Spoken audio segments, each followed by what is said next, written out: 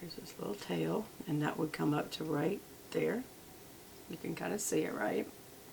That line. And as you can see, this one's much lower, so I have to kind of start right up here to meet over to there.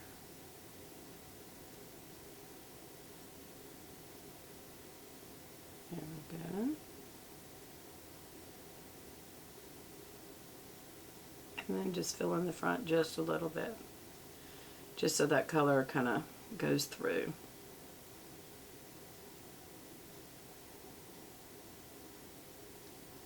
Yeah, it's pretty even. If you ever get too much tail, you can always just get rid of it a little bit. And if you ever feel like your brow's too heavy, like I feel it's a little too heavy right now, just take a spoolie brush and just comb from the bottom. Don't comb through or you'll end up having brows up on your forehead. Just push from the bottom like that, and then through the tail like that. And that just kind of, do you see how it softened it a little bit? It's just moving the line you made, and it's moving the product. It's kind of destroying the line. Okay, I want to show you. See, I accidentally went through. There's product there and there, so now I got to get rid of that.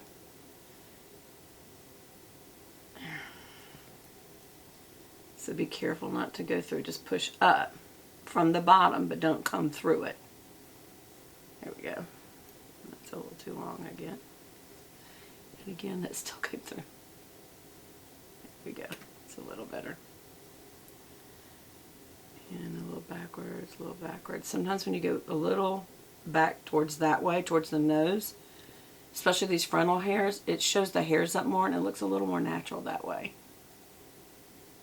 There. Okay. Alright, there's also a color in here that I really, really like. It's similar to the KKW palette that I bought and used many, many times.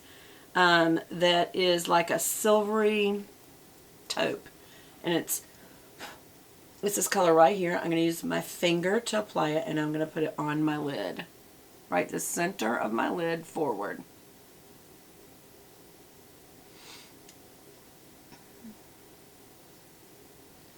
And it just kind of gives it a pretty color.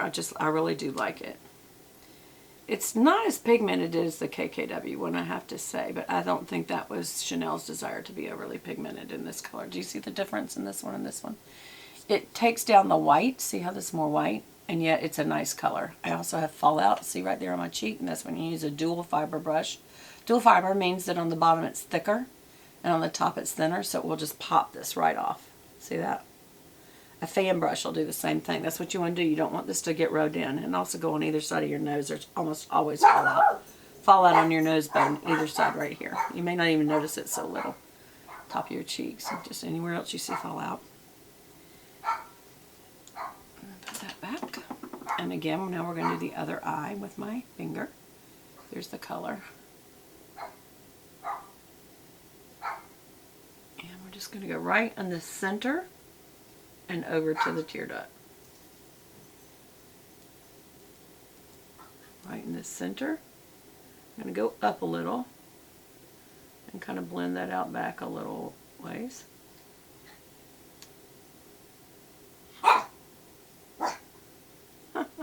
There's a little velvet. She thinks she's ferocious. She thinks she's ferocious. Hey, baby. What is it, Velvet? What is it? Oh, my. Yeah, you're telling them, aren't you? Oh, she's... Okay, thank you, Velvet. You did a good job, honey. Okay, blow off any extra. Wipe it off on my little towel. And there is my beautiful Chanel stuff. I really do like it. Now, I'm going to blend. So I'm going to get a blending brush. Make sure there's nothing on it. And a mirror. And what you're going to do... Oh, there was some fallout, so I got it with that. Just blend the front so there's not a line on either side of your nose. You want to blend that out. And then right through here, just a few times. You don't want to over blend that. You do want to blend very well on the edges. Right through there. You don't want to necessarily get rid of the color. Just kind of blending it in, and on the edge you're getting rid of that line. Now some people like the line.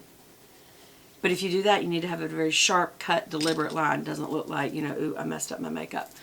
I felt like that went too far when I blended it. It went too far out, so I'm going to use this meaty part of my hands and just kind of go past it a couple times. Just kind of gets it back off. Then wipe it on my little trusty makeup towel. And I feel like that's nicely blended.